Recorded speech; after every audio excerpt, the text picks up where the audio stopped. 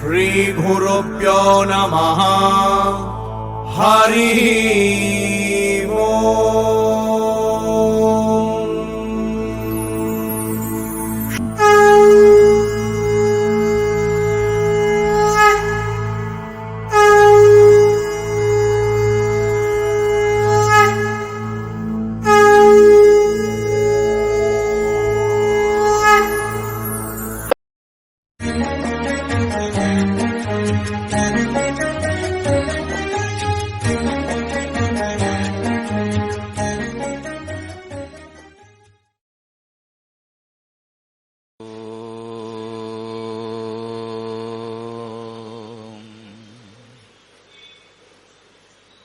అవిద్యానామంతస్తిమిరమిహిరద్వీపనగరీ జడానాం చైతన్యస్తబకమకరందశ్రుతిఝరీ దరిద్రాణాం చింతామణిగుణనికా జన్మజలధౌ నిమగ్నానాం దంష్ట్రా మురరిపువరాహస్య భవతి. శుక్లాంబరధరం విష్ణుం శశివర్ణం చతుర్భుజం ప్రసన్నవదనం ధ్యాయేత్ సర్వవిఘ్నోపశాంతయే. వందే గురుపదద్వంద్వమవాङ्మానసగోచరం రక్తశుక్లప్రభామిశ్రమతర్క్యం త్రైపురం మఖః. నారాయణం నమస్కృత్య నరం చైవ నరోత్తమం దేవీం సరస్వతీం వ్యాసం తతో జయముదీరయేత్. సచ్చిదానందరూపాయ విశ్వోత్పత్యాదిహేతవే తాపత్రయ వినాశాయ శ్రీకృష్ణాయ వయం నుమః.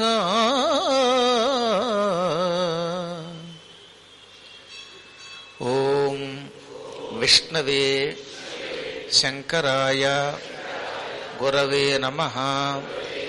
ఓం విష్ణవే శంకరాయ గురవే నమః. ఓం విష్ణవే శంకరాయ గురవే నమః. ఈరోజు నుంచి అవంతి ఖండంలోకి అడుగుపెట్టాం. అవంతి అన్న ఉజ్జయిని అన్న ఒకటే. సప్త మోక్షపురాలలో ఈ అవంతిపురం కూడా ఒకటి.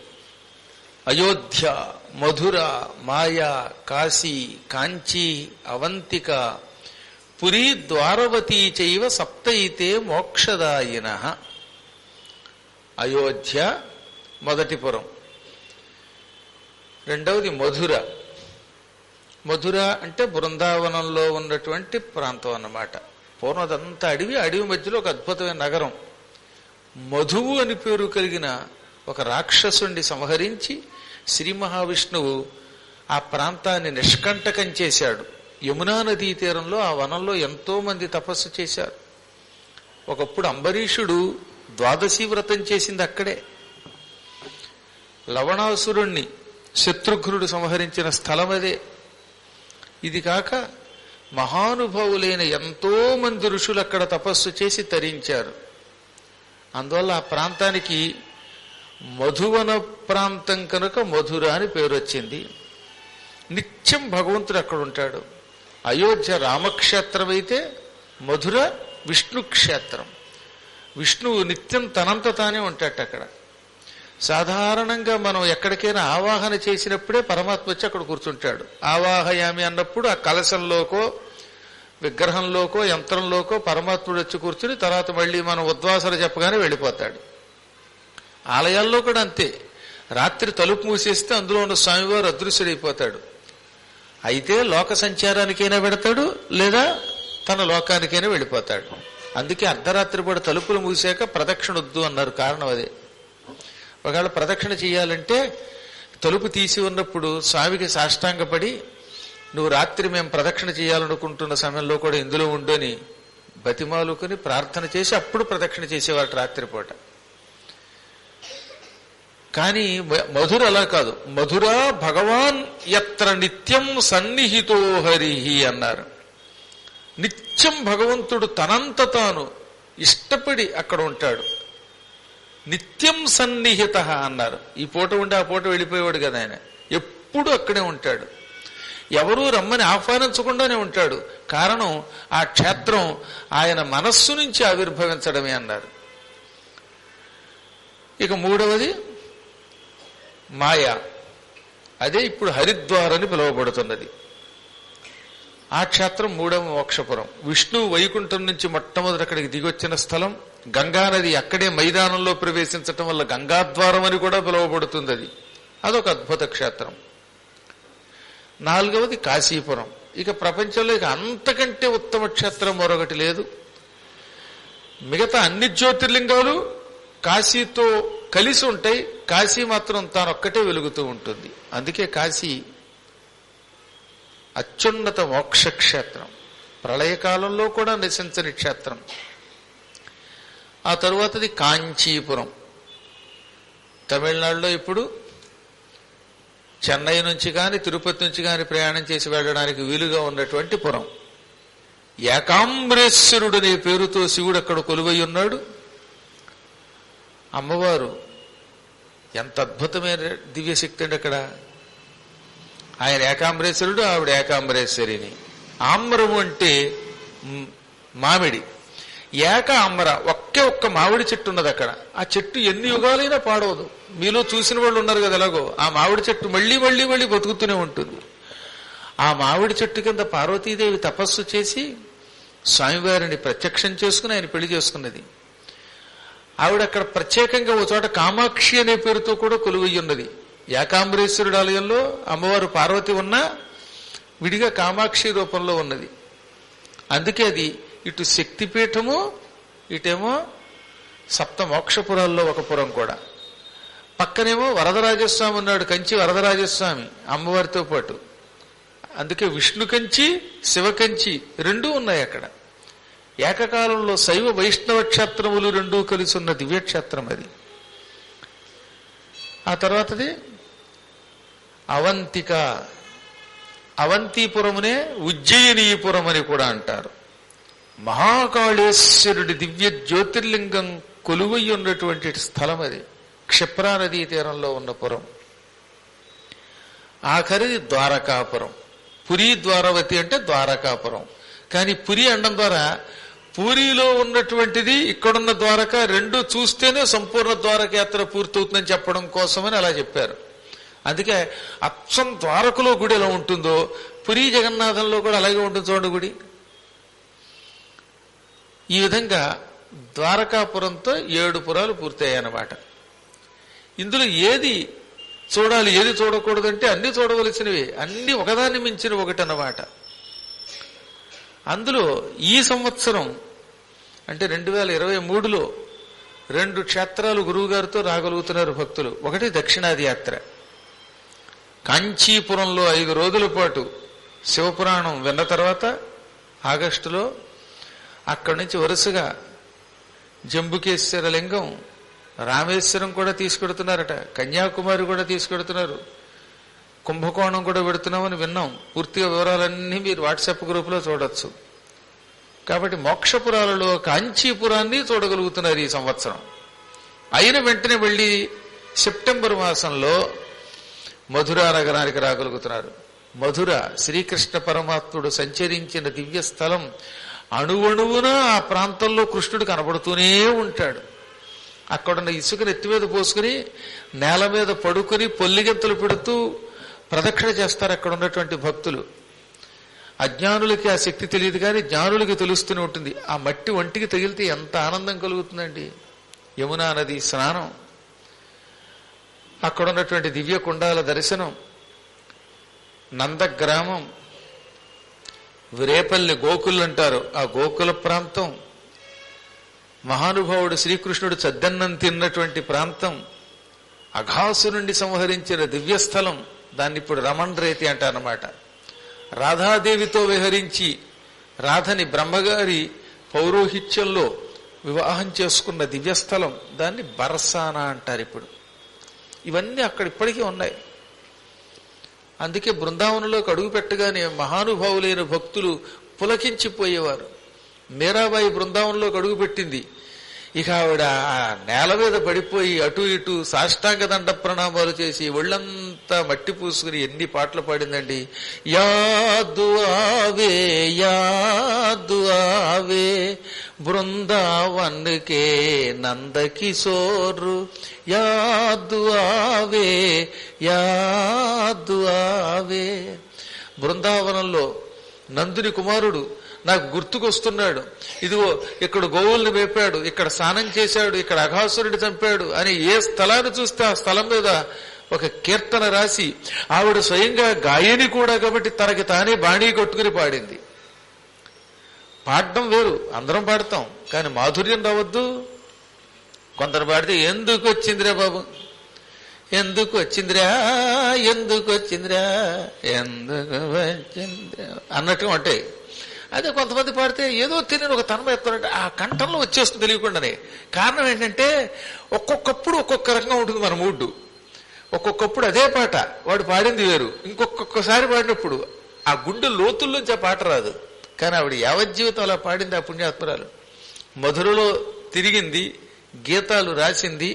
ద్వారకు వెళ్ళగానే తలుపులు తెరిచి తెరవగానే దర్శనం చేసుకుని అందరూ చూస్తూ ఉండగా ఆవిడ అందులో లీనమైపోయింది. ఆవిడ శరీరం కింద పడిపోయిందిట, ఆవిడ ఆత్మ అందులోకి వెళ్ళిపోయింది. ఇలా ఒక్కొక్క ప్రాంతానికి ఒక్కొక్క దివ్యశక్తి ఉన్నది. ఇవన్నీ అప్పుడప్పుడు వీలున్నప్పుడు చూడడం, అందరం చూడలేకపోతే గురువులు చెబుతూ ఉంటే విని ధరించడం చేయటం. ఇంకంతకంటే ఉంది. అందరూ తిరగలేరు కదా. పాపం వాళ్ళ ఉద్యోగాలు సహకరించవు, ఆర్థిక శక్తి సహకరించదు, ఏవో కర్మలు ఉంటాయి. ఆ కర్మల వల్ల ఈ జన్మలో ఎన్నో ఇబ్బందులు పడుతున్న వాళ్ళు ఉన్నారు. కానీ అప్పుడే ఆత్మబలంతో నిలదొక్కుకోవాలి. ఏదో ఒకనాటికి నీ దర్శనం చేసుకుంటాను అని దృఢంగా మనస్సులో నిశ్చయించుకోవాలి. ఇవాళ నా దగ్గర ధనం లేకపోవచ్చు, కానీ నీ కరుణ ఉంటే వస్తాను అనుకోవాలి. దానికోసం తహతహలాడాలి. కష్టాలు వచ్చినప్పుడు కుంగిపోవడం కాకుండా, సుఖాలు వచ్చినప్పుడు పొంగిపోవడం కాకుండా ఎప్పుడూ మనస్సులో ధ్యానించాలి. పేదరికం బాధపడుతున్నప్పుడు, ఆర్థికంగా కుంగిపోతున్నప్పుడు దానికి ఒకటే మార్గం. మీకు చాలాసార్లు చెప్పాను, గుడిని కష్టపడి శుభ్రం చేయండి, చీపురు కట్టపుచ్చుకుని తుడవండి, ఎక్కడికక్కడ బూజు దులపండి. ఒకరోజు 2 రోజుల్లో ఆర్థిక శక్తి పుంజుకోదు ఒకేసారి. ఎందుకని? ఓ వ్యాపారం పెట్టాక దానికి కొంతకాలం పడుతుంది అభివృద్ధి అవ్వడానికి. అలాగే నీ పుణ్యకర్మలు నీకు సంపద ఇవ్వడానికి కొంతకాలం పడుతుంది. సహనంతో ఉండాలి అక్కడ. అలా సహనంతో చెయ్యగా చెయ్యగా చెయ్యగా మానవులు ఎప్పటికైనా తరిస్తారు. అలా తరింపజేసే దివ్యక్షేత్రం ఉజ్జయిని క్షేత్రం. ఇది మహాకాళేశ్వర దివ్యక్షేత్రం. కాలుడు అంటే మృత్యుదేవత, మహాకాలుడైన అంటే మృత్యువునకు కూడా మృత్యువు, అందుకే మృత్యుంజయుడు అన్నారు ఆయన్ని. మృత్యువుని ఎడంకాలుతో తన్నినవాడు, యమధర్మరాజు గారిని ఒక్క తన్ను తన్ని మార్కండేయుణ్ణి రక్షించిన మహానుభావుడు ఆయన. ఆయన అనుగ్రహం ఉంటే అపమృత్యువులు మనల్ని ఏమీ చెయ్యలేవు. ఎటువంటి కష్టాలైనా పటాపంచలైపోతాయి. మీకు చెబితే అతిశయోక్తిగా ఉంటుందేమోనని కొన్నిసార్లు చెప్పం, కానీ ఎన్నిసార్లు మరణాపాయ స్థితికి వచ్చానండి నేను. ఎప్పటికప్పుడు అలా పైకి వెళ్ళడం, మళ్ళీ కిందికి రావడం. ఇప్పుడు మీలో చాలా మంది అనుకున్న అనేక స్థితులను నేను ఈ జన్మలోనే అనుభవించేశాను. సాధనలతో వాటన్నిటిని తట్టుకున్నాను. కారణం, నాకు కోరికలు లేవు. ఇప్పుడంటే ఇంకా కొంత కోరిక ఉన్నది. ఈ భక్తులందరూ అమాయకంగా శ్రద్ధగా నిన్ను నమ్ముతున్నారు, మాయా మర్మం లేకుండా వీళ్ళని రక్షించు అనే కోరిక ఇప్పుడుంది. ఒకప్పుడు నా చిన్నప్పుడు అది లేదు. నాకు నేనే తరించాలనుకున్నాను. ఇప్పుడు నేను ఎక్కడ పురాణం చెప్పినా, ఎక్కడ జపం చేసినా, ధ్యానం చేసినా, ఏ గుళ్ళోకి వెళ్ళినా గురువులను ద్వేషించిన వాళ్ళు, ద్వేషించిన వాళ్ళు అందరూ బాగుందరుగాక. గురువును భక్తితో పూజించేవాళ్ళు ఎలాగో తరిస్తారు. ద్వేషించే వాళ్ళ ద్వేషం తొలగి వాళ్ళు సన్మార్గంలో పడి అజ్ఞానంతో గురువును విడిచిపెట్టక తరించెదరుగాక అనుకుంటున్నాం. అందువల్ల మహాకాలుడు ఎటువంటి వాడు? భయంకరమైన ఆపదల నుంచి, అపమృత్యువుల నుంచి రక్షిస్తాడు. దానికి చాలా ఓపిక కావాలి. మహాకాళేశ్వర లింగానికి చాలా దగ్గరలోనే, అంటే మహాకాళేశ్వర ఆలయానికి దగ్గరలోనే క్షిప్ర నది అని ఒక నది ఉన్నది. పరమేశ్వరుడు తన శరీరమును లోకశ్రేయస్సు కోసం 12 జ్యోతిర్లింగములుగా మార్చాడు. ఆ 12 జ్యోతిర్లింగాలు సౌరాష్ట్రే సోమనాథంచ శ్రీశైలే మల్లికార్జునం ఉజ్జయిన్యాం మహాకాలం ఓంకారం అమలేశ్వరం ప్రజ్వల్యాం వైద్యనాథంచ డాకిన్యాం భీమశంకరం సేతు బంధేతు రామేశం నాగేశం దారుకావనే వారాణస్యాంతు విశ్వేశం త్ర్యంబకం గౌతమీతటే హిమాలయేతు కేదారం కృష్ణేశంచ విశాలకే ఏతాని జ్యోతిర్లింగాని సాయం ప్రాతః పఠేంద్రః సప్తజన్మకృతం పాపం స్మరణేన వినశ్యతి అన్నారు.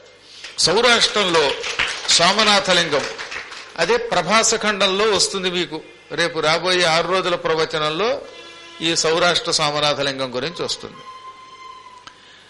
శ్రీశైలంలో మల్లికార్జునుడు, ఉజ్జయినిలో మహాకాళేశ్వరుడు, ఓంకార క్షేత్రంలో అమలేశ్వరుడు, ప్రజ్వల్యాం వైద్యనాథుడు అని పిలువబడ్డాడు, పార్లే వైద్యనాథుడు అనమాట. డాకినీలో భీమశంకరుడు, సేతుబంధంలో రామేశ్వరుడు, దారుకావనంలో నాగేశ్వరుడు, వారణాసిలో విశ్వేశ్వరుడు, నాసిక్లో త్ర్యంబక ప్రాంతం అది త్ర్యంబకేశ్వరుడు, హిమాలయంలో కేదారంలో కేదారేశ్వరుడు, విశాల ప్రాంతంలో ఆయన కృష్ణేశ్వరుడు. ఇవి మనకి 12 జ్యోతిర్లింగాలు. అసలు వీటిని తలుచుకుంటేనే 7 జన్మల పాపాలు పోతాయన్నారు. ఉదయం సాయంత్రం తలుచుకున్నంత మాత్రం చేత 7 జన్మములలో చేసిన మహాపాపములు తొలగిపోతాయి. అటువంటి వాటిల్లో అత్యున్నతమైన విచిత్రమైన స్థలం ఈ మహాకాళేశ్వర జ్యోతిర్లింగం. అదొక మహాశ్మశానం. ఆ శ్మశాన ప్రాంగణంలో కాళేశ్వరుడనే పేరుతో దిగొచ్చాడు ఆయన. భక్తుల కోరిక మీద అపమృత్యువు తొలగించడానికి అక్కడికి వచ్చాట ఆయన. ఆయన రాగానే కొంతమంది దేవతలు అన్నారు, మా శరీరము నీకు విభూతిగా ఉపయోగపడాలి అన్నారు. జ్యోతిర్లింగాల మహిమని విడిగా ఎలాగో ఉన్నారు కనుక ఇక్కడ అదంతా చెప్పడం ఆయన కేవలం ఆ క్షేత్ర మహిమ, అక్కడికి వచ్చిన భక్తుల మహిమే చెబుతాడు. ఒకప్పుడు మహాకాళేశ్వర జ్యోతిర్లింగ రూపంలో శివుడు అక్కడ ప్రత్యక్షమై వెలసిన తర్వాత, స్వయంభూలింగంగా వచ్చిన తర్వాత దేవతలు అన్నారు, స్వామి నీ శరీరానికి భస్మం అంటే ఇష్టం, నీ ఒంటి మీద రోజు విభూతి పోస్తారు, విభూతితో అభిషేకం చేస్తారు, విభూతిని ప్రజలు ధరిస్తారు. ఆ భూతి అంటే ఐశ్వర్యం, విభూతిని భూతిని ఐశ్వర్యం అంటారు. ఆ భూతిగా మా శరీరాలను సేకరించమన్నారు. సాధారణంగా శివుడికి భస్మాభిషేకం చేయాలంటే ఏం చేయాలి? యజ్ఞగుండం తయారు చేసి ఆ యజ్ఞంలో ద్రవ్యం వేసి అది కాలి బూడిదైన తర్వాత ఆ బూడిదని వడగట్టి ఆ బూడిదని ఆయనకి అభిషేకానికి వాడతారు. లేదా ప్రత్యేకంగా ఆవు పేడతో పిడకలు తయారు చేసి ఆ పిడకల్లో కాస్త నెయ్యి కలిపి వాటిని కాల్చి అందులో చందన ద్రవ్యాదులు కలిపి వట్టివేళ్లు, ఎండిన వట్టివేళ్లు, యాలకులు, లవంగములు ఇటువంటివన్నీ కలిపి ఇదంతా అయిన తర్వాత ఆ బూడిదని ఎక్కడ అందులో రాళ్లు లేకుండా వడగట్టి వస్త్రగాలితం చేసి అప్పుడు ఆ విభూతికి అభిషేకం చేసేవారు. పూర్వం వడగట్టడం అంటే ఏం చేసేవారు అనమాట, ఓ పంచి తీసుకునేవారు అనమాట, వస్త్రము, అందులో ఈ బూడిదేసి ఇల్లు అంటే బూడిద అవతల కిందకి దిగిపోతుంది, మెత్తని బూడిద కిందకి దిగుతుంది. అందులో చెత్త ఏమైనా ఉంటే రాళ్ళు ఉంటే ఆ వస్త్రంలో వండిపోతాయి. అప్పుడు ఆ మెత్తని బూడిద స్వామివారికి అభిషేకానికి వాడేవారు. ఇది సాధారణ ప్రక్రియ. కానీ దేవతలు ఏమన్నారు, మహాకాళేశ్వర నీ శరీరమునకు మా భస్మమే ఉపయోగపడుగాక అన్నారు. అంటే అర్థమయ్యే ఉంటుంది, మేం దేవతలం భూలోకంలో మానవులుగా పుట్టాలి, రోజు మాలో ఒకడో ఇద్దరో శరీరం విడిచిపెట్టాలి. ఆ శరీరాన్ని నీ ఆలయానికి దగ్గరలో ఉన్న శ్మశానంలో భస్మం చెయ్యాలి. అర్ధరాత్రి వేళ వేడివేడి భస్మం నీ కోసం పట్టుకురావాలి. బ్రాహ్మీ ముహూర్తానికి కొంచెం ముందు, అంటే ఇంచుమించుగా 3 గంటల నుంచి 2 గంటల నుంచో 3 గంటల మధ్యలో మొదలుపెట్టి తెల్లవారుజామున ఆ చితాభస్మాన్ని నీకు అభిషేకంగా నువ్వు స్వీకరించాలి అనగా, ఆయన దేవతలారా ఇది మరీ స్వార్థం అవుతుంది, కాబట్టి ఓ పని చేద్దాం, మీరు ఈ ఉజ్జయిని క్షేత్రంలో ఉన్న పరమ భక్తుల్ని ఆవహించండి. ఒక ఆయన భూమి మీద పుట్టాడు, ఆయన పరమ శివభక్తుడు, రోజు శివ శివ అంటూ ఉంటాడు. కొంతమంది నాలుగుతో శివ అంటారు, కొందరు పైకి అనకపోయినా లోపలే ఓం నమ శివాయ అంటారు. అందరూ ప్రదర్శించలేరు కదా, కొందరికి దేవుడు కంఠం ఇస్తాడు, అందుకని జయ శ్రీరామ్ అని ఎంతైనా అరవగలరు, అందరూ అరవలేరు. కొంతమంది లోపలే అంటారు గొణుగుతూ. పైకి కాని లోపల కాని నీ నామస్మరణం చేస్తూ నిన్నే తలుచుకునే భక్తులకి మరణావస్థ వచ్చినప్పుడు మీ దేవతల్లో రోజుకొకళ్ళు అతన్ని ఆవహించండి. అతడు మరణించగానే అప్పుడు ఏమవుతుంది? అతన్ని మీరు ఆవహించుకున్నారు కాబట్టి అతని శరీరమే మీ శరీరం అవుతుంది. అప్పుడు అతన్ని అక్కడ కాల్చిన తర్వాత ఆ బూడితో అభిషేకం చేస్తే ఆ భక్తుడి యొక్క భస్మము నాకు అందుతుంది. మీరు అతన్ని కొంతసేపు ఆవహించుకున్నారు కనుక దేవతలు అలా పట్టుకోగలరుండే, పిశాచాలయ్యి వాళ్ళు పట్టుకోగలరు. కాకపోతే దేవతలు పట్టుకుంటే లాభాలు ఉన్నాయి, పిశాచాలు పట్టుకుంటే దరిద్ర లక్షణాలు వచ్చి ఇదిగో అయ్యప్పలను తిడతాం మొదలెడతారు. వాళ్ళు పిశాచాలు పట్టుకున్న వాళ్ళు అనమాట. భూతప్రేతాలు ఆవహిస్తే దేవతలు తిడతాం. హిందువులు తిట్టాడంటే వాడు పిశాచం అనమాట. భూతప్రేత పిశాచాలు ఆవహించినప్పుడు ఆ తిట్లు తిడతారు. కాబట్టి దేవతలు ఆవహిస్తారు. దేవతలు ఆవహిస్తే ఇలా ప్రసన్న వదనాలతో ఉంటారు, ఇంత బొట్టు పెట్టుకుంటారు, చూడ్డానికి అందంగా కనపడతారు, ముఖాల్లో పవిత్రత కనపడుతుంది. పిశాచాలు ఆవహిస్తే వికృతంగా అయిపోతారు. అసలు రూపాలు అలాగే ఉంటాయి, దిక్కుమాలిన ముఖాలన్నీ కూడా. ఆ గుడ్డలు కట్టుకునే విధానంగా అన్ని పిశాచత్వే కనపడతాయి. ఆ దేవతలు ఆవహించడం వల్ల ఈ శరీరం తగలబెట్టిన తర్వాత ఆ బూడిదతో స్వామికి అభిషేకం చేస్తే ఆ దేవతల భస్మము శివుడికి అందినట్టు అవుతుంది. ఎలాగో భగవద్ధ్యానం చేసిన పుణ్యాత్ముడే గనక అతడి శరీర భస్మము ఆయనకు అభిషేకానికి ఉపయోగపడినట్టు అవుతుంది. అప్పుడు ఆత్మ కైలాసానికి వెడుతుంది. ఈ దేవతలు మళ్లీ భూమి మీద అవతరించవలసిన అవసరం లేకుండా వాళ్ళు ముక్తి పొందుతారు. ఇలాంటి వరం ఉజ్జయిని మహాకాళేశ్వరుడు దేవతలకు ఇచ్చాడు. అందుకే ఇప్పుడు కూడా మహాకాళేశ్వర ఆలయానికి వచ్చేటటువంటి విభూతి ఎటువంటిదో తెలిస్తే మీరు ఆశ్చర్యపోతారు. ప్రతిరోజు సాయంత్రం పూటో కొంచెం చీకటి పడుతున్నప్పుడో ఒకళ్ళో ఇద్దరో ముగ్గురో గ్యారంటీగా వెళ్ళిపోతారు. అది తప్పదు. వార్ధక్యంలో అక్కడ ఎవరో ఒకళ్ళు మరణిస్తారు. వాళ్ళ శరీరాలు వాళ్ళ పెద్దలు ఈ ఉజ్జయిని మహాకాళేశ్వర ఆలయానికి దగ్గరలో ఉన్న శ్మశానంలో భస్మం చేస్తారు. అక్కడి నుంచి వేడి వేడి విభూతి పట్టుకొచ్చి స్వామివారికి భస్మాభిషేకం చేస్తారండి. ఆ దృశ్యం తెల్లవారుజామున జరుగుతుంది. చూడ్డానికి రెండు కళ్ళు సరిపోవు. అద్భుతంగా ఉంటుంది, విచిత్రంగా ఉంటుంది. సృష్టి రహస్యం తెలుస్తుంది. మనకు మరణం మీద భయం తగ్గుతుంది. ఆ అభిషేక భస్మం మనందరికీ తర్వాత ఇస్తారు. అది ఒంటికి రాసుకుంటే అకాల మరణములు ఉండవన్నమాట. ఈ విధంగా ఆ పుణ్యాత్ముడు ఎవడో ఆ అభిషేకానికి ఉపయోగపడ్డాడు. అందుకే నేను చాలాసార్లు ఆనందపడిపోయి అది చూసినప్పుడల్లా, స్వామి ఏ పుణ్యాత్ముడో కదా తన శరీర భస్మాన్ని నీకు సమర్పించాడు, ఆ యోగం నాకు కలిగించవా అనేవాడిని. ఆ యోగం నాకెప్పుడు కలుగుతుందనేవాడిని. అప్పుడు ఆయన అన్నాడు, లేదు నాయన, ఈ ఉజ్జయినికి రావు, నువ్వు చివరి రోజుల్లో కాశీలో మరణిస్తావు, తద్వారా కైలాసానికి వస్తావు. ఆ యోగం నీకు ఇచ్చాను, ఈ యోగం వేరే వాళ్ళకి ఇచ్చానన్నాడు ఆయన. నేనేం చేయను మరి? పరమాత్ముడు మనకి ఏది ఇస్తే అదే. కాబట్టి నా వార్ధక్యంలో వారణాసి మరణం, ఆ వారణాసి యంత్రం ఎక్కడుంటే అక్కడ మరణం ఇచ్చేటటువంటి అవకాశం ఇచ్చాడు ఆయన. మీకు తెలిసే ఉంటుంది, ప్రణవపీఠంలో సత్యధర్మేశ్వర లింగం కింద వారణాసి విశ్వేశ్వరుడికి సంబంధించిన ఒక యంత్రం ఉంటుంది. ఆ యంత్ర ప్రతిష్టాపన చేశాం. అందుకే ఆ పీఠ ప్రాంగణంలో చుట్టుపక్కల మరణించిన వాడికి కూడా వారణాసిలో మరణించిన యోగం వస్తుంది. మనకి కాశీఖండంలో చెప్పారు, అందులో ఉన్న యంత్ర విశేషాలన్నీ వివరించారు. అటువంటి యంత్రాన్ని కనుక ఏ శివలింగం కిందైనా ప్రతిష్ఠిస్తే ఆ ప్రాంతంలో మరణించిన వాడికి కూడా కాశీయోగం వస్తుంది. లేదా వాడి ఎముకలైనా కాశీలో కడతాయి, గంగలో కలపబడతాయి. దాంతో వాడికి ముక్తి వస్తుందన్నమాట. అది అవిముక్త క్షేత్రం, ఎప్పుడూ శివుడు విడిచిపెట్టని దివ్యక్షేత్రం వారణాసి. అక్కడ మరణించే యోగం అలా వస్తుందన్నమాట. అందులో ఎందుకు చెప్తున్నానంటే, ఈ మహాకాళేశ్వర జ్యోతిర్లింగానికి అలా భస్మాభిషేకం జరుగుతుంది. ఆ భస్మం చాలా మంచిదన్నమాట, అద్భుతమైనది. ఈశ్వరుడు అక్కడ గణపతిని ముందు రమ్మన్నాడు. ఆయన 6 రూపాల్లో తిరుగుతున్నాడు. మహాగణపతి, ప్రమోద గణపతి, క్షిప్ర గణపతి, ఆనంద గణపతి, మోద గణపతి, నృత్య గణపతి అనే పేరుతో. అందులో మహాగణపతి, ఇంగ్లీష్ వాళ్ళేమో దాన్ని బిగ్ గణేష్ అనేవారు, హిందీ వాళ్ళు బడా గణేష్ అంటారు. చాలా పెద్ద గణపతి. స్వామివారి ఆలయానికి దగ్గరలోనే ఉంటుందండి. ఉజ్జయిని మహాకాళేశ్వర ఆలయానికి చాలా దగ్గరలోనే స్వామివారి దర్శనానికి వెళ్ళేవాళ్ళు అడగండి బడా గణపతి ఎక్కడని. చాలా పెద్ద గణపతి కనపడతాడు. ఎంత బాగుంటాడో! ఆయనే మహాగణేశుడని పిలువబడతాడు. ఆయనకి ఇంత గరికపోత ఇచ్చామంటే చాలు, పనికి మాలిన గరికని స్వీకరించి ఆ గరికకి లొంగి మనల్ని అనుగ్రహిస్తాడు ఆయన. అసలు అంత కరుణ ఎక్కడ ఉంటుందండి? ఒకప్పుడు గరిక ఏడ్చింది, అందరూ నన్ను నీచంగా చూస్తున్నారు, పశువులు కూడా తొక్కి కొరికి పాడు చేస్తున్నాయి, పేడ వేస్తున్నాయి, మూత్రం విడిచిపెడుతున్నాయి, మా బతుకులు అయిపోయింది, మమ్మల్ని రక్షించమని ప్రార్థిస్తే జాలిపడిపోయి మీలో అహంకారం రానంత వరకు మిమ్మల్ని అనుగ్రహిస్తాను, ఈ గరికపోతలు 2 చొప్పున నాకు సమర్పించిన వాళ్ళని అనుగ్రహిస్తాను, నీచంగా మిమ్మల్ని అందరూ చూస్తూ ఉంటే మిమ్మల్ని నా నెత్తికెక్కించుకుంటానని వాటిని సేకరించాడు. అప్పటి నుంచి దూర్వాయుగ్మం సమర్పయామని 2 గరికపోతల చొప్పున ఆయనకి ఇవ్వడం మొదలుపెట్టాం. శ్రీ గణేశాయ నమః అంటే ఒక గరికి ఇవ్వకూడదు, 2 ఇవ్వాలన్నమాట. అలా కానీ ఎప్పుడైనా దానికి అహంకారం వస్తే అప్పుడు మాత్రం స్వీకరించగా దాన్ని పశువుకి ఆహారంగా వేస్తాట ఆయన. అందుకే చాలా జాగ్రత్తగా ఉంటాయి అక్కడ గరికలు.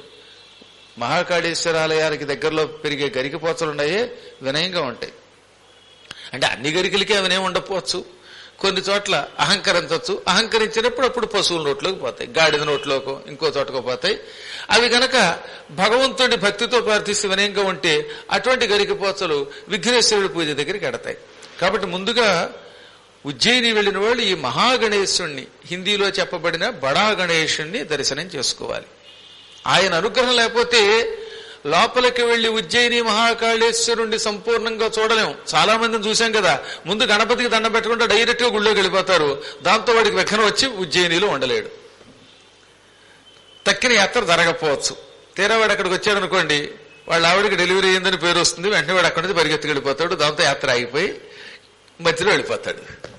లేదా చక్కగా అక్కడికి రాగానే వాడు ఏ తినకూడనటువంటి లడ్డూయో తింటాడు, కడుపంతా కదిలిపోతుంది. ఇక చూడండి, దెబ్బకు 10 రోజులు పడుకుంటాడు, యాత్ర ఇబ్బంది కలుగుతుంది. లేదా కళ్ళు తిరిగి కింద పడతాడు, ఇంజక్షన్లు చేయించుకుంటాడు, దర్శనానికి వెళ్ళలేడు, ఏదో ఒక ఇబ్బంది వస్తుంది. ఏది గణేశుడి యొక్క అనుగ్రహం లేకపోతే. అందువల్ల తప్పనిసరిగా గణేశ అనుగ్రహం పొందవలసింది. ఆదౌ పూజ్యో గణాధిప అన్నారు ఆయన్ని. ఈ ఉజ్జయిని మహాకాళేశ్వరుడి ఆలయంలోనే ఇంకా చాలా లింగాలు ఉన్నాయి. అందులో హనుమత్కేశేశ్వర లింగం ఉంది, హనుమంతుడు ప్రతిష్ఠించిన లింగం. అబ్బో, హనుమంతుడు స్వయంగా ప్రతిష్ఠించాడు. ఒకప్పుడు అగస్త్యుడు శ్రీరామచంద్రుడి దగ్గరకు వచ్చాడు. అప్పుడే రాముడికి పట్టాభిషేకం జరిగింది.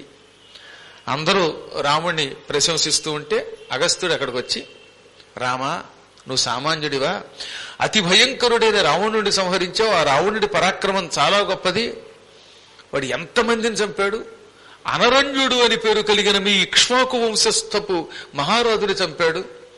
అప్పుడు అనరణ్యుడు, మా వంశంలో రాముడు అనేవాడు పుడతాడు, వాడి చేతిలో చావు వస్తుంది నీకని చెప్పించాడు.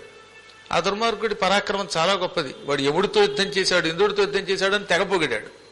కానీ వాలి వాడిని చంకలో పెట్టి ఒక నొక్కు నొక్కాడు.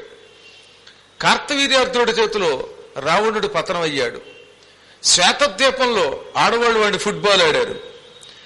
బలిచక్రవర్తి మీదకి దండయాత్ర గడితే బలిచక్రవర్తికి కాపలా కాస్తున్న విష్ణుమూర్తి ఎడంకలతో దండ అవతలకు విసిరేశాడు వాడిని అని చెప్పగా అంతా విన్న రాముడు, వాలి ఎంతో గొప్ప బలవంతుడే కాదనన్ను, వాలి ఎంత వీరుడైనా మా ఆంజనేయుడు ముందు వాళ్ళంతా బలాదూరు అనిపిస్తోంది అనగా, నిజమయ్యా, ఇతడు రుద్రస్వరూపుడు, శివుడిలో ఎంత శక్తి ఉన్నదో హనుమంతుడిలో అంత శక్తి ఉన్నది, అందుకే ఇతడు చెయ్యరాని పనుంటూ లేదు, ఈ హనుమంతుడు లేకపోతే రామాయణం లేదు కదా స్వామి అని బాగా ప్రశంసించాడు. ఆ ప్రశంస ఇందులో కూడా ఉంది, అవంతిఖండంలో. అప్పుడు హనుమంతుడు, అబ్బా, రుద్రుడు అంతటి మహానుభావుడా అని రుద్రుడి గురించి తెలుసుకుని, నేను కూడా ఒక శివలింగాన్ని ప్రతిష్ఠిస్తాను అన్నాడు. అప్పుడు రాముడు, రామేశ్వరంలో నేను లింగాన్ని ప్రతిష్ఠించాను, నువ్వెలాగో కైలాసం నుంచి ఓ లింగాన్ని పట్టుకొచ్చావు, అక్కడికి నీ పేరు మీద కదా హనుమదీశ్వర లింగం అయ్యింది, అయోధ్యలో కూడా నువ్వు ఒక లింగాన్ని ప్రతిష్ఠించు, వెళ్ళు అన్నట్ట. వెంటనే ఈయన కైలాసానికి వెళ్ళాడు, మహావేగంగా కైలాసానికి వెళ్ళాడు, ఈశ్వరుణ్ణి మెప్పించాడు. ఈశ్వరుడు ఆయనకు ఒక లింగం ఇచ్చాడు. ఆ లింగం ఎలా ఉందిట, హనుమంతుని తల వెంట్రుకలు ఒక రకమైన ఆకుపచ్చగా ఉంటాయి, ఆయన శరీరంలో రోమాలు ఒక రకమైన పచ్చగా ఉంటాయి, అందుకే హనుమంతుడు పచ్చనివాడు అన్నారు. అలాంటి రంగులో ఉన్న ఒక లింగం ఇచ్చాడు. ఒక ముక్కలో చెప్పాలంటే మరకత్వం ఎలా ఉంటుందో అలా ఉందన్నమాట ఆ లింగం. ఈ లింగాన్ని పట్టుకెళ్ళు, దారిలో ఎక్కడా పెట్టకూడదు, ఎక్కడ పెడితే అక్కడ భూస్థాపితం అయిపోతుంది. ఆ తర్వాత దాన్ని పెకలించడం నా వల్ల కూడా కాదు, రావణుడు ఆత్మలింగాన్ని గోకర్ణంలో పెట్టేసినట్టుగా నువ్వు ఎక్కడ పెట్టద్దనగా అలాగే స్వామి అన్నట్ట. ఆంజనేయుడికి తెలియందా? స్వామివారికి తెలియదే ఉంది. శివుడికి తెలియదా? ఆంజనేయుడికి తెలియదా? అయినా తెలిసినా లింగం కింద పెట్టద్దని శివుడు చెప్పాడు, పెట్టనన్నాడు. ఈయన బయలుదేరాట. ప్రతిదినము సాయంకాల సమయంలో 108 పర్యాయాలు రామనామస్మరణం చెయ్యకుండా హనుమంతుడు ప్రయాణం చెయ్యడు. సరిగ్గా సాయం సమయానికి ఉజ్జయిని వచ్చాడు. ఆయన మహాకాళేశ్వర ఆలయం దగ్గరకు వచ్చాడు. వెంటనే లింగాన్ని అక్కడ పెట్టి రామ రామ రామ సీత రామ జయ రామ దశరథ నందన దానవ భంజన రామ జయ రామ అని పాడుకుంటూ 108 సార్లు రామ రామ రామ అన్నాడు. రాముని అష్టాక్షరి మంత్రం ఒకటి ఉన్నది. ఓం శ్రీం రాం రామాయ నమః. ఈ మంత్రానికి ముందు ధ్యానం అవి చేసుకుని అంగన్యాస కరన్యాసాదులు చేశాక ఓం శ్రీం రాం రామాయ నమః అని జపించడం ఆయన అలవాటు. 108 జపం చేశాడు. జపం చేయడానికి లింగం కింద పెట్టాడు. జపం అయ్యాక లింగాన్ని పెకలించడానికి ఎంత ప్రయత్నించినా లింగం లేవలేదు. భూమండలం లేచిపోయింది ఏకంగా. అప్పుడు మహాకాళేశ్వరుడు ప్రత్యక్షమై, నేను ముందే చెప్పానా హనుమా, ఎందుకు హెచ్చరించాననుకుంటున్నావు?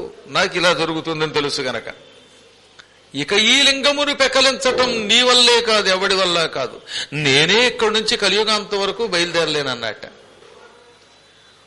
అప్పుడు ఆయన బాధపడి, అయోధ్యలో ప్రతిష్ఠిద్దాం అనుకున్నానండి, మరి ఎలాగా అంటే, నేనేం చేయను, నువ్వు కింద పెట్టావన్నాడు. అప్పుడు ఆయన రాముడి తలుచుకోగానే రాముడు ప్రత్యక్షమై, అయోధ్యలో ఎక్కడ చూసినా రాముడు ఉంటాడు, ఎక్కడ చూసినా హనుమంతుడు ఉంటాడు. ఈ ఉజ్జయినిలో కూడా నీ పేరు మీదుగా ఒక లింగం ఉండాలి, అందుకే ఇది ఇక్కడ స్థాపితమయ్యింది.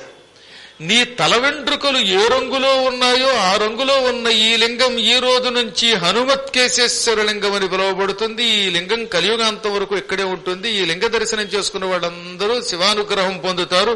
నీ చరిత్ర తలుచుకుని నీ వంటి ఆత్మబలం పొందుతారు. కాబట్టి ఈ లింగాన్ని ఇక్కడే ఉండని అని రాముడు అన్నాక తథాస్తు అని అక్కడే ఉంచి పూజించి వెళ్ళిపోయాడు ఆయన. ఆనాడు హనుమంతుని చేత అక్కడికి కొంపోబడిన తేబడిన ఆ లింగం హనుమత్కేశేశ్వర లింగం. అది ఆ ప్రాంగణంలోనే ఉంటుంది. ఈసారి వెళ్ళేప్పుడల్లా హనుమంతుడి చేత ప్రతిష్ఠింపబడ్డ లింగం ఏదని అడిగితే చెప్తారు వాళ్ళు. మేము అవన్నీ చూసాం. వచ్చింది ఎప్పుడంటే అనేకము లింగాలు లోపల ఉంటాయి కనుక మనం బయటకు వచ్చాక ఇన్ని లింగాల్లో ఏది హనుమత్కేశేశ్వర లింగం, ఏది ఇంకో లింగం తెలియదు. ఒక్క ఉజ్జయిని మహాకాళేశ్వరుడు అందరికీ గుర్తుంటాడు. ఆయనకు దండం పెట్టుకు వచ్చేస్తాం కనుక. కానీ తప్పనిసరిగా ఈ లింగములు కూడా చూడాలి. అక్కడ ఉజ్జయిని మహాకాళేశ్వరుణ్ణి దర్శనం చేసుకునేవాడికి సహనం కావాలి. అక్కడ అక్షయ వటము అని ఒక వటం ఉన్నదండి. నాతో పాటు వచ్చిన వాళ్ళు అయితే వటవృక్షం చూశారు. క్షిప్రానదీ తీరంలో ఉంటుంది. అక్కడ మర్రి చెట్టు అక్కడ ఉన్నది. ఆ మర్రి చెట్టు దగ్గరే విక్రమార్కుడు శూలాగ్రం మీద పడ్డాడు. చాలా అద్భుతంగా ఉంటుంది ఆ ప్రాంతం. ఆ రేవు కనపడుతుంది, నదిలోకి రేవు. మొన్న మేము వెళ్ళినప్పుడు కొంచెం వర్షం బాగా ఉండడం వల్ల నీరు కూడా బాగా ప్రవహిస్తోంది. మర్రి చెట్టు ఇప్పుడు బాగా శిథిలమై చిన్నదిగా ఉండిపోయింది. ఒకప్పుడు శాఖోపశాఖలతో ఉండేది. దాన్ని వటయక్షిణి అని పిలుస్తారు. ఎవరు పిలుస్తారు? మాసమేకం నరోభక్త్య పశ్యేద్వా వటయక్షిణీం పూజయేత్ స్వర్ణ పుష్పైశ్చ తస్య సిద్ధి నహీయతే అన్నారు. ఈ శ్లోకాలు రాసేటప్పుడు ఒక్క జాగ్రత్త వహించాలండి. శ్లోకాలు కేవలం 8 అక్షరాలు పేరు చేస్తే శ్లోకం అవదు. దానికి ఒక నడకున్నది. సర్వత్ర లఘు పంచకం అంటే 5వ అక్షరం ఎప్పుడూ కూడా ఏమై ఉండాలి? లఘు ఉండాలి, గురు ఉండకూడదు. ఎక్కడో వాల్మీకి లాంటి వాళ్ళు, వ్యాసుడు లాంటి వాళ్ళు ఒక్కో చోట వాళ్ళు రాయొచ్చు. అది వాళ్ళకి ఎక్సెప్షన్, మనం రాయకూడదు. అలా లోకాభిరామం అన్నప్పుడు మమ్ అనేది 5వ అక్షరం గురువు అయ్యింది. కానీ అన్ని వేళలా రాయకూడదు. లలితా సహస్రనామం అంటే సమాసాలతో కూడడం వల్ల అటువంటి చోట దానికి మినహాయింపు. మామూలు కవిత్వంలో మాత్రం 5వ అక్షరం లఘు అయి ఉండాలి. ఎందుకని? సింజానమణి మంజీర మండిత శ్రీపదాంబుజ ఒకటే సమాసం కాబట్టి అక్కడ కుదిరింది. మనం మామూలుగా 8 అక్షరాలకు అక్కడ విడిపోవాలి. అందుకనే పద్మాకర గురుందేవం అక్కడికి ఆగిపోవాలి. సర్వలోక శుభాస్పదం అలా విడిపోవాలి. అలా విడిపోయి రాస్తేనే అది శ్లోకం యొక్క మర్యాద. ఒక నడక కూడా ఉండాలి కదా, లేకపోతే నడక కుంటుపడుతుంది అనమాట. అందుకని వ్యాసుడు ఎంత అద్భుతంగా నడిపించాడండి.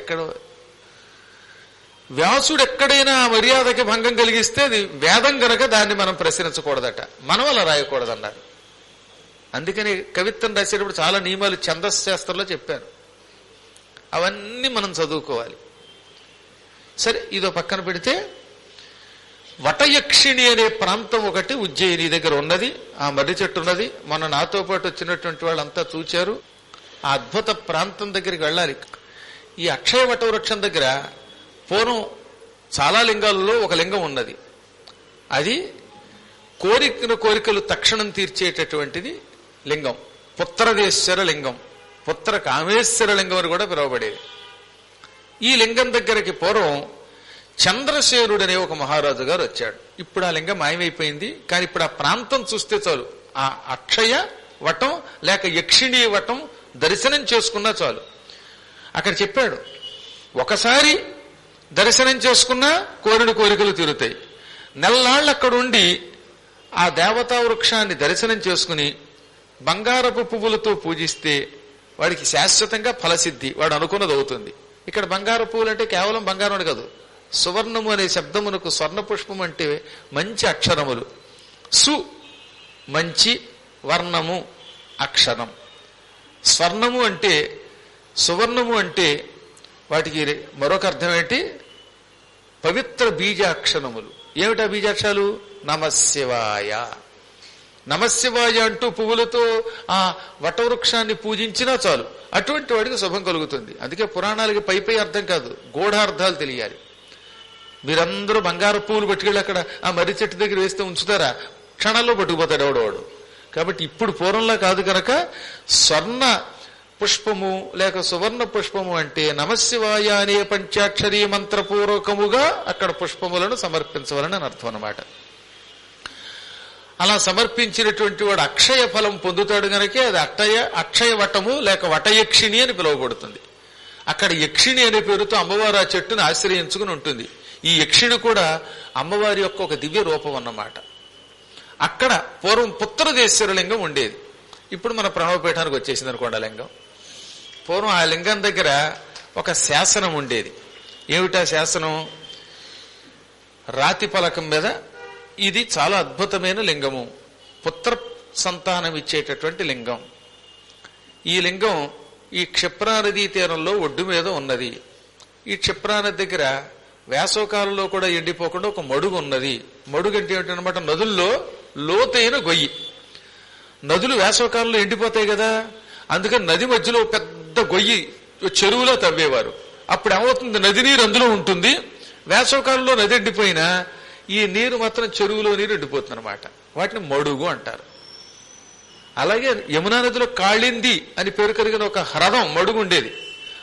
అది దాదాపుగా ఒక 50 నుంచి 60 చదరపు గజముల విస్తీర్ణం కలిగినటువంటి మడుగు అన్నమాట.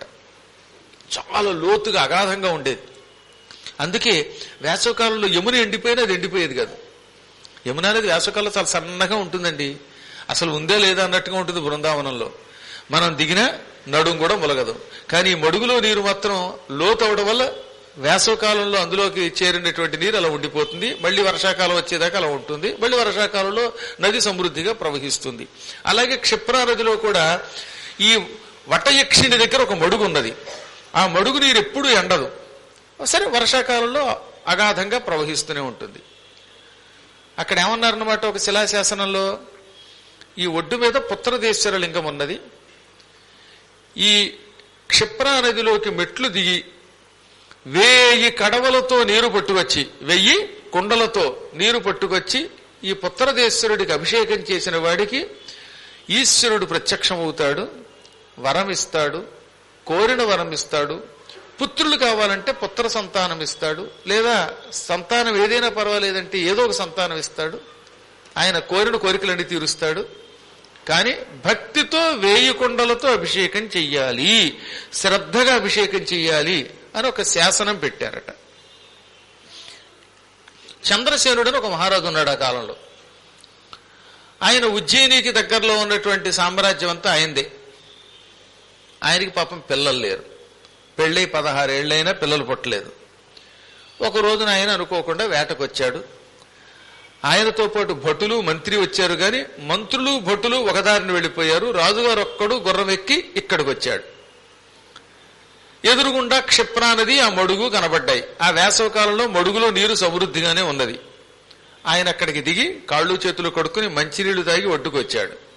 ఒడ్డు మీద శివలింగం, శివలింగం పక్కనే శిలాశాసనం కనబడ్డాయి.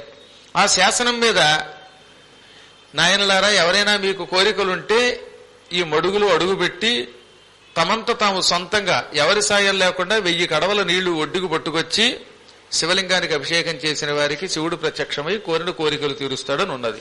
అది చూశాడు ఆయన. తమంత తామే పోయాలట నీళ్లు. మళ్ళీ అంటే ఏమిటి? భట్టులు ఎవరో కుండలతో నీళ్లు అందిస్తే ఆ కుండల నీళ్లు ఒడ్డు మీద ఉండి విడిపోయడం కాదు, తానే కుండ పుచ్చుకోవాలి.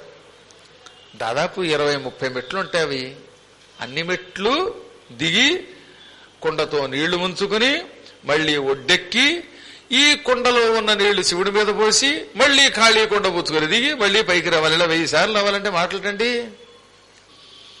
ఎవడూ మెట్లెక్కట్లేదు ఇప్పుడు. ఫస్ట్ ఫ్లోర్కి కూడా మెట్లెక్కరు. అటువంటిది 3rd ఫ్లోర్కి ఎందుకు వస్తారు? అవునా? ఇవాళ మనకి ఓపిక తగ్గిపోయింది, మోకాళ్ళ నొప్పులు. ఇంతెందుకు, ఈ పైన కృష్ణుడి దగ్గరికి మెట్లెక్కలేరట కొంతమంది. లిఫ్ట్ వేయిస్తే బాగుండండి అన్నారు మొన్నెవరో. బానే ఉంది, మీ సమయం పోయింది, మీకు బానే ఉంటుంది. కరెంటు బిల్లు వాళ్ళు కట్టొద్దు. మరి మనం లిఫ్ట్ అంటే ఫ్రీగా ఇస్తాం, కానీ కరెంటు బిల్లుకు కూడా పర్మనెంట్ గా డబ్బులు ఇవ్వాలి. ఏమిటో తెలియదు, ఈ కలియుగంలో మానవులకి శరీరంలో శక్తి సన్నగిల్లిపోయి పట్టుమని 10 మెట్లు ఎక్కలేరు, 10 గజాలు నడవలేరు, అన్నీ బెంగలే. కానీ ఆ రోజుల్లో ఓపిక ఎక్కువే. పైగా కోరిన కోరికలు తీరాలి అంటే తాను కష్టపడి తీరాలి. అందుకని రాజుగారు, నాకు సంతానం లేదు, నేనే సొంతముగా ఈ కుండతో నీళ్లు ముంచి ఆ మడుగులో ఉన్న నీరు తీసుకొచ్చి ఈశ్వరుడికి అభిషేకం చేస్తాను అనుకున్నాడు. ఒకవేళ ఆయనకి ఎవరన్నా సాయం చేద్దామన్నా భటులు లేరు, మంత్రులు లేరులేండి. ఆయన మధ్యలో ఆయనకి సాయం చేసేవాడు ఒక్కడు లేడు. అయ్యో మహారాజా, మీ బదులు నేను కుండతో నీళ్లు తెస్తాను అనేవాడు ఎవడు లేడు. అలా లేకపోవడమే మంచిది కూడాను. గురువు గారికి ఒక్కొక్కప్పుడు ఎవడు లేకపోవడం సుఖం, ఒక్కొక్కప్పుడు ఉండడం సుఖం. నేను పరిగెత్తుకుంటూ దాని మీదకు దూకుదాం అనుకుంటుంటే వాడు చెయ్యో గురువు గారు గబుక్కుని పట్టుకుంటే మధ్యలో వీడు పడిపోతాడు, చస్తాడు కింద పడి, మోకాలు విరిగి. అందుకని వీడి మాయిదారి ప్రేమ మండిపోను పడగొట్టేటట్టున్నాడు అనమాట వాడు. అలాగే అప్పుడప్పుడు భక్తులు నేను వేగంగా పెడుతుంటే కాళ్ళు లాగేస్తున్నారు భక్తి వల్ల. కింద పడకుండా పట్టుకుంటున్నారు అనుకోండి, 10 మంది ఉన్నారు కాబట్టి సరిపోయింది. కానీ లేకపోతే ఏమైపోతే కింద పెట్టమంటే వాళ్ళు రేపు పొద్దున పురాణం చెప్పద్దు. మానవాకారంలో ఉన్నంత వరకు కింద పడితే మోకాలో చెయ్యో కీలో ఏదో ఒకటి విరుగుతాయి కదా. అందుకని రాజుగారు ఎవరూ లేరు గనక ఒక కొండ తీసుకున్నాడు. అక్కడ పక్కన కొండ కూడా పెట్టారండో, బహుశా శివుడే పెట్టి ఉంటాడు.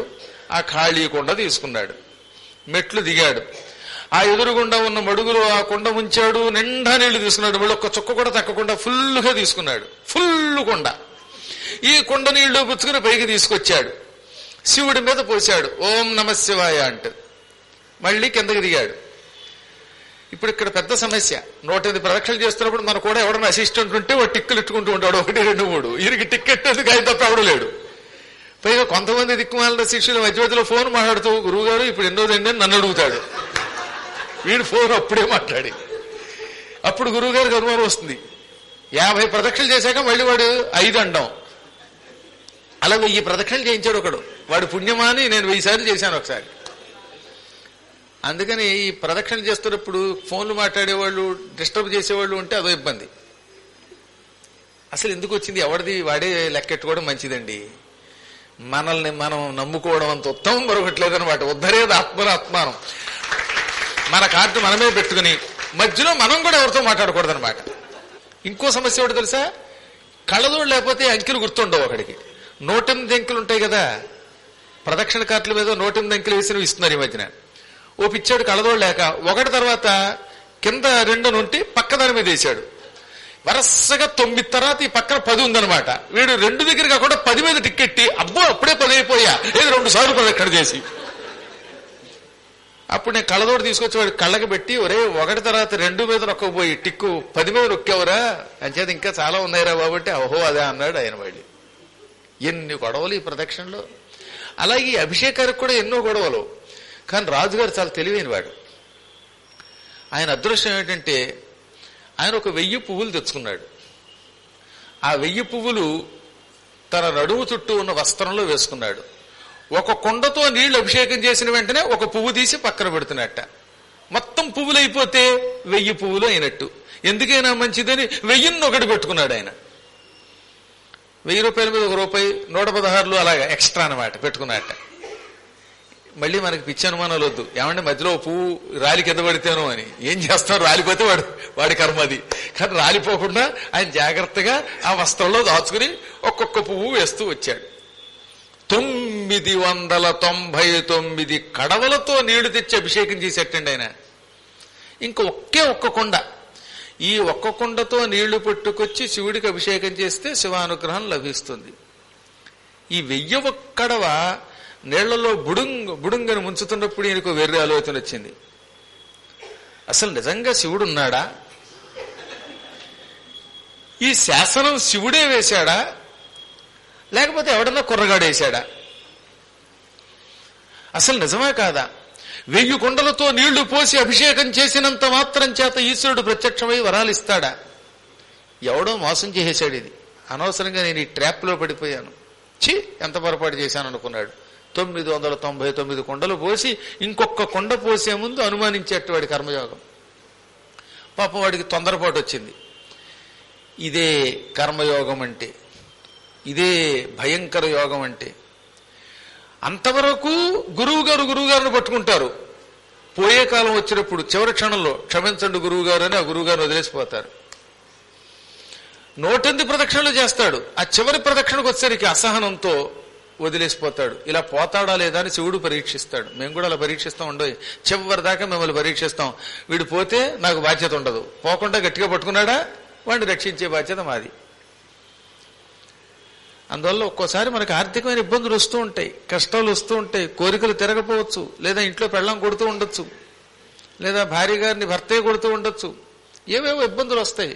ఆ వచ్చినప్పుడు చివరి దాకా నిలబడాలి. మధ్యలో పోతే ఇదిగో ఇలాగే అయిపోతుంది, రసాభాస అయిపోతుంది, వాడి బతికే వ్యర్థం అయిపోతుంది. ఈ 1000 కుండ పట్టుకొస్తూ శివుడి దగ్గరికి వచ్చి ఎంత మోసపోయాను, అనవసరంగా ఈ రాతిలింగం మీద ఇన్ని కడవలు నీళ్లు పోశాను, ఇది శివుడి శాసనం కాదు, ఎవడో కపటి వంచకుడు శఠుడు పెట్టిన శాసనం ఇది అని క్షణికోద్రేకంతో ఈ కొండతో ఆ లింగాన్ని డామ్మని కొట్టేశాడు. శివలింగం పగిలిపోయింది, కుండ పగిలిపోయింది. ఆ శివలింగంలోంచి ఈశ్వరుడు ఆగ్రహోదగ్రుడై ప్రత్యక్షమయ్యాడు. మూఢుడా, రే మూఢా, ఓరి మూర్ఖుడా, చంద్రసేన ఎంత పిచ్చి పని చేసావురా. 999 కుండలతో అభిషేకం చేసిన వాడు ఇంకొక కుండతో నీళ్లు పోసే ముందు ఆ మాత్రం సహనం పట్టలేకపోయావా? ఇన్ని రోజులు పూజించి చివరి క్షణంలో మూర్ఖుడివై శివలింగానికి అపచారం చేసావు. కుండతో నీళ్లు పట్టుకొచ్చి లింగాన్ని కొట్టావు. అలా కొట్టకుండా ప్రేమతో అభిషేకం చేసి ఉంటే నేను ప్రత్యక్షమయ్యేవాడిని, నీ జాతకమే మార్చేవాడిని. కానీ నీ కర్మయోగం ఇలా ఉన్నది. నీలో రజోగుణం తమోగుణం ఎక్కువైపోయావు. నువ్వు మూర్ఖుడివి, బండరాయివి, శైలం లాంటి వాడివి నువ్వు. అందుకే ఇలా అయిపోయావు. అభిషేకమే, పాపమే. శివుడికి శ్రద్ధతో అభిషేకం చేసిన, అశ్రద్ధతో అభిషేకం చేసిన ఫలితం ఇస్తాడు. కానీ అశ్రద్ధ వల్లేమో కష్టం, అభిషేకం వల్ల శుభం రెండూ కలుగుతాయి. నువ్వు 1000 కడవ ప్రేమగా పోయకుండా కొట్టినా నీళ్లు నా మీద పడ్డాయి కనుక నేను నీకు ప్రత్యక్షమయ్యాను, వరం ఇస్తున్నాను. 2 రకాల వరాలు, అందులో ఏది కావాలో ఒక్కటి కోరుకో. అంటే ఆప్షన్స్ అనమాట. నీకేది కావాలో కోరుకో. 1, ఈ కుండ ఎన్ని పెంకులయ్యాయో అన్నేళ్లు మాత్రమే బతికే కొడుకు కావాలా? నీకు ఒక కొడుకుని ఇస్తాను. ఆ కొడుకు ఎంతకాలం బతుకుతాడు? ఈ కొండ ఎన్ని పెంకులు అయ్యేదో, ఎన్ని ముక్కలు అయ్యిందో అన్ని ఏళ్లు మాత్రమే బతికే కొడుకు కావాలా? లేదా పెళ్ళైన వెంటనే భర్తని కోల్పోయి యావజ్జీవితం వైధవ్యం అనుభవిస్తూ నాన్న పోయాడు నా మొగుడు అని రోజు నీ దగ్గరకు వచ్చి ఏడుస్తూ 100 ఏళ్ళు బతికే కూతురు కావాలా? కోరుకో. కొడుకు కావాలా? కూతురు కావాలా? కొడుకు ఎంతకాలం బతికినంతకాలం పండితుడు అవుతాడు, మంచి పేరు తెచ్చుకుంటాడు, అందంగా ఉంటాడు. కానీ వాడు ఆయువు ఈ కొండ ఎన్ని పెంకులో అన్నేళ్లే. ఆ తర్వాత వాడు చచ్చిపోతాడు. అలా కాదు, కూతురు కావాలంటావా? కూతురు 100 ఏళ్ళు బతుకుతుంది, కానీ పెళ్ళైన వెంటనే భర్త చచ్చిపోతాడు. అలా తాళి కట్టగానే డుమ్ అంటాడు. ఆవిడ 100 ఏళ్ళు బతుకుతుంది, రోజు నీకు పడి ఏడుస్తుంది. ఏది కావాలో కోరుకో అంటే ఈయన కొండ పెంకులు లెక్కెట్టాట. సరిగ్గా కొండ 16 ముక్కలయ్యింది. కొడుకును కోరుకుంటే ఆ కొడుకు అన్నాడు బతుకుతాడు అనమాట, 16 ఏళ్లే బతుకుతాడు. కానీ బాగా చదువుతాట, పండితుడు అవుతాట, పెళ్లి కూడా అవుతాట. పూర్వం 16 ఏళ్ళకి పెళ్లి అయ్యేదిలేండి. పెళ్లి అయ్యాక మాత్రం బతకడికి వాడు ఎక్కువ కాలం. ఆ 16వ ఏడు నిండగానే 100 ఏళ్ళు నిండి చచ్చిపోతాడు. పోనీ కూతుర్ని కోరుకుందామంటే కూతురికి పెళ్ళయ్యి అవగానే భర్తని కోల్పోయి యావజ్జీవితం నాన్నాని ఏడుస్తూ ఉంటే ఆ ఏడుపుని ఎలా పడతాడైనా? మళ్లీ పెళ్లి చేసినా ఆ మొగుడు పోతాట. ఇక ఆవిడికి వైధవ్యం తప్ప పెళ్లి యోగం లేదు, సౌభాగ్యం లేదు.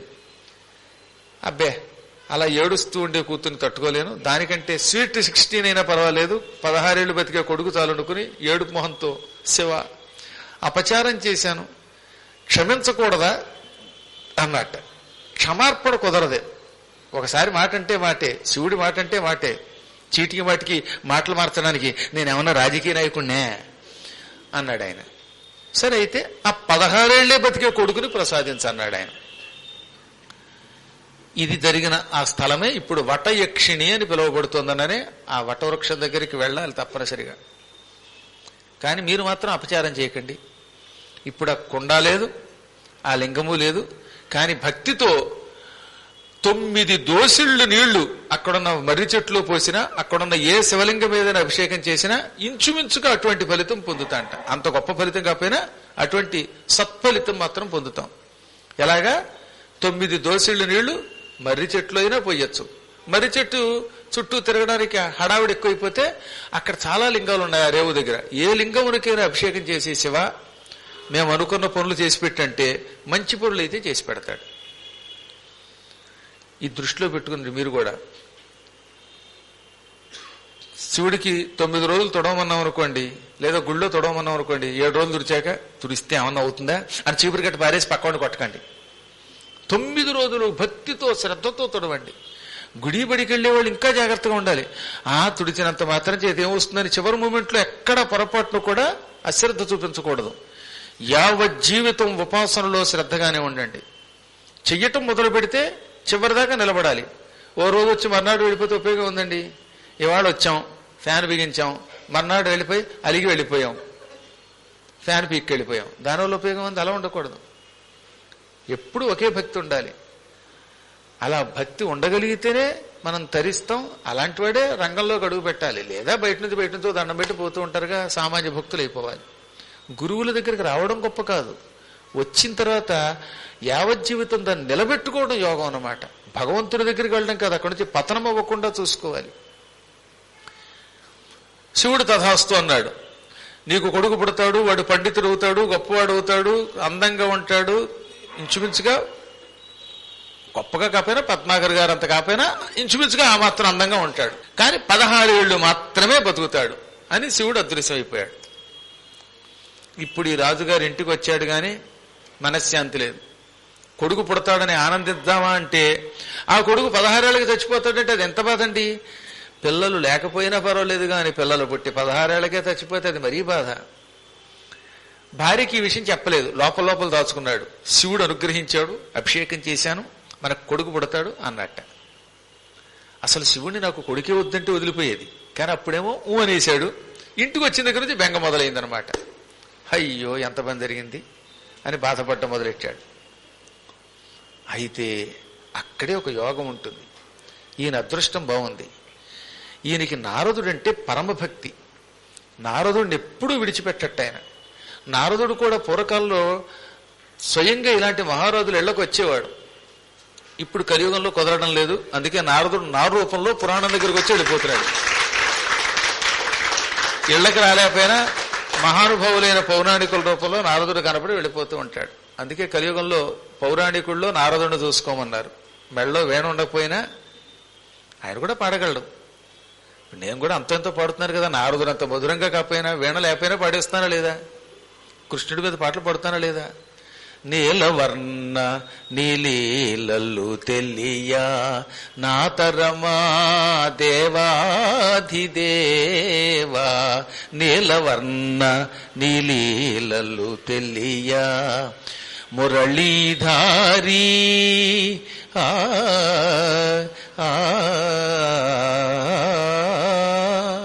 మురళీధారీ మోహన రూప, మురళీధారీ మోహన రూప, మాయవీడెరా మహతి మ్రోగెరా, మాయవీడెరా మహతి మ్రోగెరా, మాయవీడెరా మహతి మ్రోగెరా, మంగళ గీతిని వినిపిల్తుదేవా, మంగళ గీతిని వినిపిల్తుదేవా, నీలవర్ణ నీలీలల్లు తెలియా నా తరమా దేవాధిదేవా, దేవదేవా దేవాధిదేవా, దేవదేవ దేవాధిదేవ దేవాధిదేవ అనుకుంటూ ఈయన ఈ చంద్రసేన మహారాజు దగ్గరికి వచ్చాడు.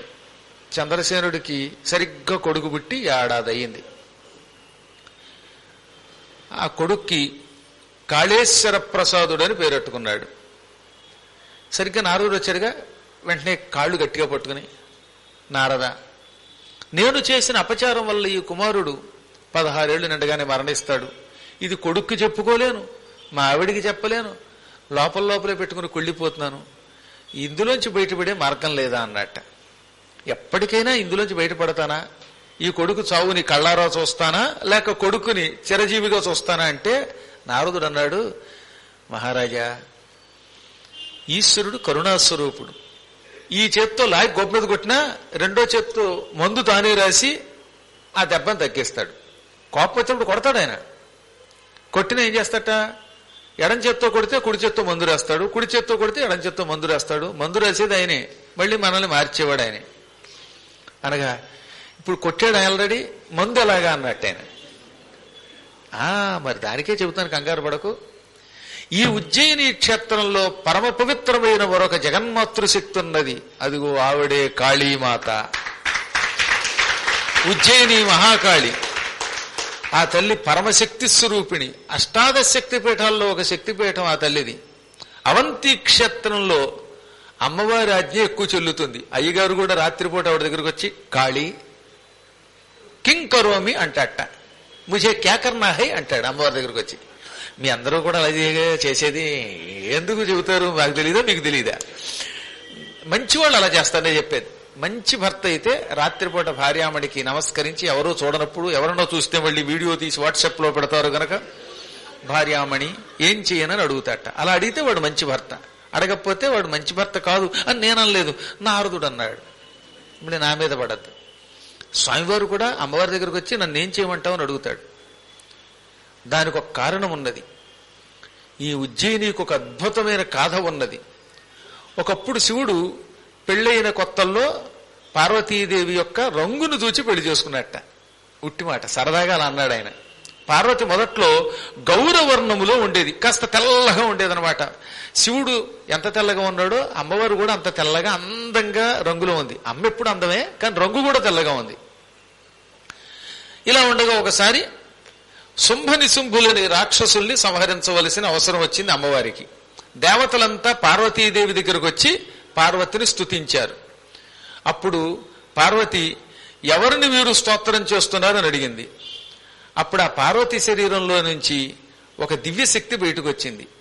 ఆవిడ బయటకు వచ్చి, నేనే అమ్మవారిని, నా శక్తియే నువ్వు, నువ్వే నేను, నీ శరీర కోశము నుండి బయటకు వచ్చిన నేను ఈ రోజు నుంచి కౌశికి అని పిలువబడుతున్నాను. కోశము అంటే ఈ శరీరం యొక్క భాగం అన్నమాట.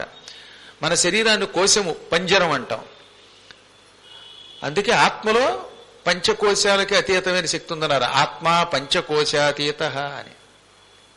ఆత్మ పంచకోశాలకు అతీతం. మనలో పంచకోశాలు ఏమిటి?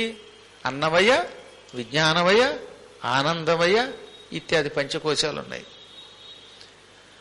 ఈ 5 కోశములతో కూడిన శరీరము నుండి రావడం వల్ల అమ్మవారికి కౌశికి అని పేరు వచ్చింది. అప్పుడు అమ్మ నవ్వి, వెళ్ళు కౌశికి అనే పేరుతో తెల్లని రూపం ధరించి శుంభని శుంభుని సంహరించు అన్నది. పార్వతీ శరీరం నుంచి ఆ శక్తుల వెళ్ళిపోగానే అప్పటిదాకా తెల్లగా ఉన్న పార్వతి మషీవర్ణమభూతథ, నల్లగా శిరాలోకి మారిపోయిందట. శిరా రంగులోకి వచ్చేసింది. అమ్మవారు శ్యామల వర్ణంలోకి వచ్చేసింది. చూడ్డానికి ఒక్కొక్కప్పుడు అమ్మ చూస్తే ఎలా కనపడేదట? శిరాలా కనపడేది. మషి అంటే ఒక రకమైన మసి, తెలుగులో మసి, సంస్కృతం మషి. అలాగనే అదేదో మడ్డి కాదు, చూడ్డానికి అది ఒక రకమైన ఆకుపచ్చ పంట వలే కనపడేది, శ్యామల వర్ణంలో కనపడేది. అది చూడగానే శివుడు నవ్వాడు. తెల్లగా ఉన్నప్పుడు పెళ్లి చూపులకు వచ్చి నిన్ను చూసి ముచ్చటపడి పెళ్లి చేసుకున్నాను, ఇలా నల్లగా అయిపోతావని తెలిస్తే పెళ్లి చేసుకునేవాడిని కాదన్నాడు. నిజంగానే కొంతమంది పెళ్లి చూపులో తెల్లగా ఉంటారండి, ఆ తర్వాత చూస్తే ఇంట్లో చూస్తే కాస్త నల్లగా కనపడతారు. ఆ మధ్యన ఇదే జరిగింది. ఒక ఆవిడకి పెళ్ళయిన తర్వాత భర్త గారు ఆవిడ చూసి మతిపోయింది. మేకప్లో ఉన్నప్పుడు రంగంతా పోయింది, ఇప్పుడు మొహం కడుక్కోగాని. పెద్ద గొడవ మీరు చూశారుగా ఆ మధ్యన ఫేస్బుక్లో, అదే గొడవ రోజు. అది కోర్టుకి వెళ్ళారు, వాళ్ళు ఏం జరిగిందో తెలియదు, మరి కోర్టులో ఏం తీర్పు చెప్తారో తెలియదు. కానీ అందులో ఒరిజినల్ గెటప్పుల్లో ఉండడంలో పెళ్లి కూతురుగా ఉన్నప్పుడు ఒక రకంగా ఉంటారు, మళ్లీ కూతురుగా ఉన్నప్పుడు ఇంకో రకంగా ఉంటారు. ఎవడైనా మగాడైనా తేడాది.